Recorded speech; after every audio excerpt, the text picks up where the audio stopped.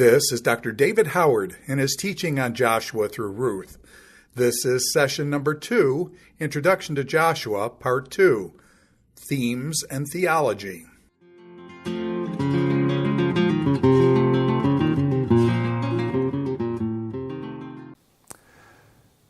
I want to talk now about the purpose of the book of Joshua. Why was it written? And what I would see is the overarching theme in the book, and then some subsidiary themes that go through. So we'll be thinking more about the theology of the book. And so in terms of the purpose, why was the book written? In one level, it was written, or in general, it was written to provide an interpretive history. And that's significant. An interpretive history, one slice of Israel's life as a people. It's not written just as history for history's sake. There are a lot of gaps in the life of Israel in the time of Joshua. There's some things that we'd love to know that we don't. There's kind of summarizing statements, and we don't learn about what God did to every part of the Canaanite territory and the land and the cities. So it's giving us through the lens, certain lens, and more specifically, it refers to the period under Joshua when Israel is entering and settling in the land, and it's the land that had been promised centuries earlier to Abraham and his descendants. So a big feature in the book is the idea of the promises being fulfilled here. And throughout, it's always God is the one that's in control of the events. So again, as we said in the first segment, often we think of the book as just these battles and conflict between Israelites and Canaanites, but really we should see it through the lens of God as the one that is directing, controlling, and overseeing what is happening here. There's dramatic miracles in the book for sure, and God is given credit for all of the victories in the book. So I've written on the board what I would see as the major theme in the book, and it is God's giving the promised land of Canaan to his people Israel as an inheritance. And I want to explain every part of this sentence, because every part of the sentence is derived from the nitty-gritties of portions of the text itself, kind of bubbling up into this. So I've not written this as kind of imposing from the top down, but this is developed organically from clues in the text. So let me say something about that.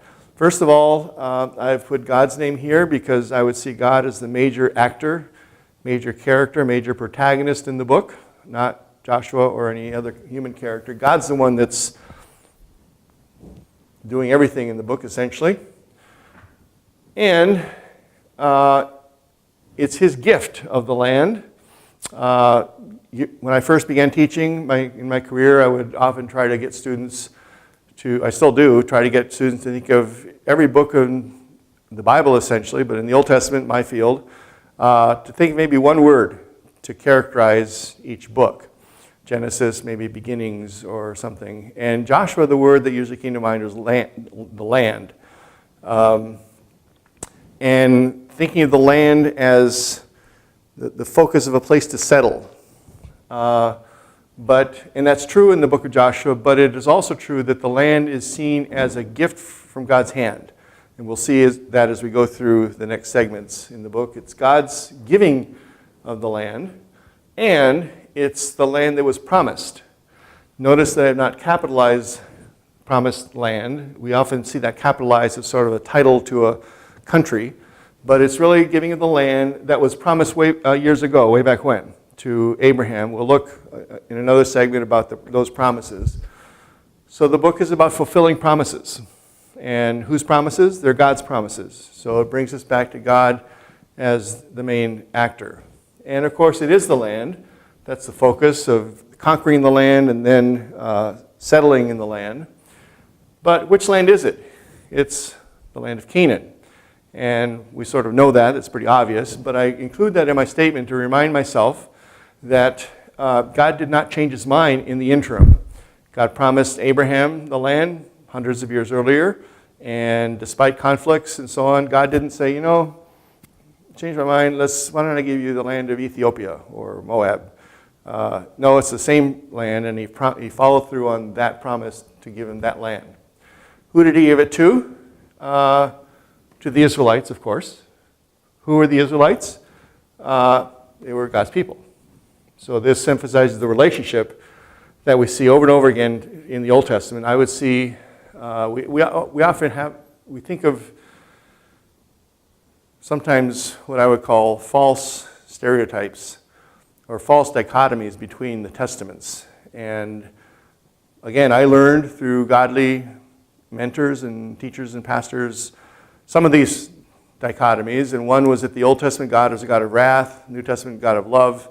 And there was rules and regulations and laws here. There was relationship here and so on.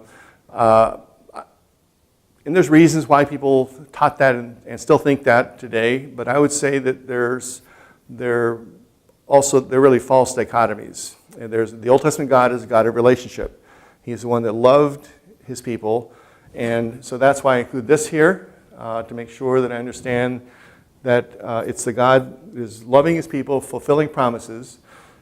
And what was he doing this for? It was as their inheritance. There's several different words for inheritance in the book, and they're all focused on this is a gift from God, and Israel's receiving this as their inheritance. Matter of fact, one thing I do in my classes, you could try this as an exercise on your own, as an instructive exercise. I require my classes to read the entire book of Joshua at one sitting, then to write an outline of the book, and in terms of two levels, the major level, 5, 6, 8 chapters long, then the second level, 1 chapter a piece through the book. And I require them to use the word inheritance or the verb inherit or inherits or inheriting in every point of the outline. And that's easy to do in the chapters that talk about the distribution of the land, chapters 12 to 21, or 13 to 21. But it's a little more difficult in the earlier chapters. But my point is that we think about not the events unfolding, but if we think about years later, the author of the book, what is the author trying to do? And the author is trying to talk about this land as an inheritance from God. And so even the early chapters, looking ahead, the preparation, what I would call the preparations for inheriting the land, chapters 1 to 5, and getting ready to cross the Jordan, purifying themselves, memorializing things, and so on. All of that's preparation for this inheriting the land. So we can talk about the topic of chapter 1 or chapter 2 or chapter 3 on their own terms, but in terms of the overall sweep of the book, if this is a valid point that we've gotten from the ground up, then every part of the book should be able to point to that and see that as part of the overall sweep. So this would be my statement of what I see as the overall sweep of the book. Every part of the book would play into this in some way. There's different ways of saying it. I'm not saying this is the only way, but in my own study, this is what I've arrived at this point. Next, we'll look at what I see as some of the themes. Sort of underneath this overall overarching theme, or we might call this the theology of the book of Joshua. And I would see 7 major strands, 7 major themes in the book. Some are more important than others. We will develop these as we go through the different segments. But certainly the theme of the land, or the promised land, is important. That is featured over and over again. It's promised to Abraham years ago. It's reiterated through the generations, and now they're finally getting it. And then a second theme is the theme of God's promises. So I've mentioned that already, and we'll kind of highlight that. There's referring back to the promises to Abraham, but also to Moses, and then even within the book itself. God promised this, and then it happened. And fulfillment of promises is an interesting little sub-theme as well. A third would be the covenant. And the covenant that God made with Abraham again, including the promises, but then also the covenant God made through Moses, the law that God gave to the people and how people were to obey and to follow. That forms it's kind of in the background to the book of Joshua. It's not a major thing, but it's there.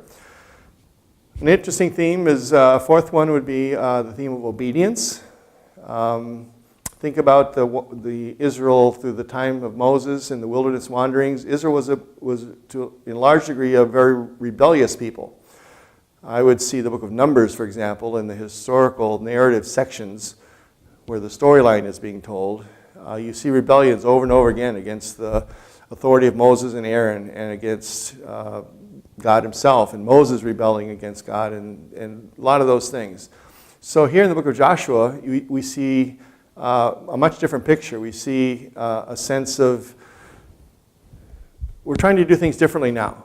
We're not going to try to repeat the errors of the past. And there's a sense of more everybody on the same page following the Lord. Now, that's not always the case. There's some significant exceptions there, but there is an important theme of obedience. God certainly urges obedience, and the people, for the most part, follow it. A fifth theme I would see is the whole theme of purity of worship, the idea of holiness. And the word holy itself is not used a whole lot of times in the book, but the idea is there. Basically, the idea of holiness in the Old Testament is the idea of separation out and away from that which is evil, that which is unclean, that which is unholy. And Israel is to keep separation from the ark at the beginning, from the Canaanites themselves. And included in this is the discussion about the destruction of the Canaanites that we will talk about in another segment.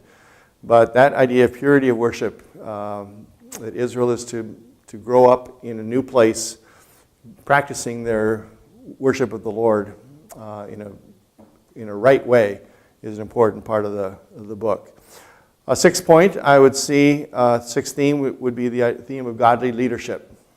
Joshua himself is given charge as a leader. He is, for the most part in the books, pictured as an ideal leader with very few missteps. And we learn some good lessons about leadership there. And finally, the theme of rest. We have the idea of the land having rest, and part of the gift of God, the promises, are the people are to rest, and the land is to rest. So in a sense, if we think about the flow of the Pentateuch, we'll talk about this in another segment about the literary context, but the flow of the Pentateuch looks ahead toward entering and receiving the promised land. The book of Joshua kind of looks back and says, we're here, and this is not the fulfillment of all of this, and we have rest. So that would be the seven major themes under the umbrella statement of theme that I've given you at this point.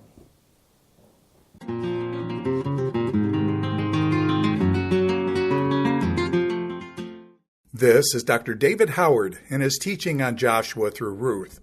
This is session number 2, Introduction to Joshua, Part 2, Themes and Theology.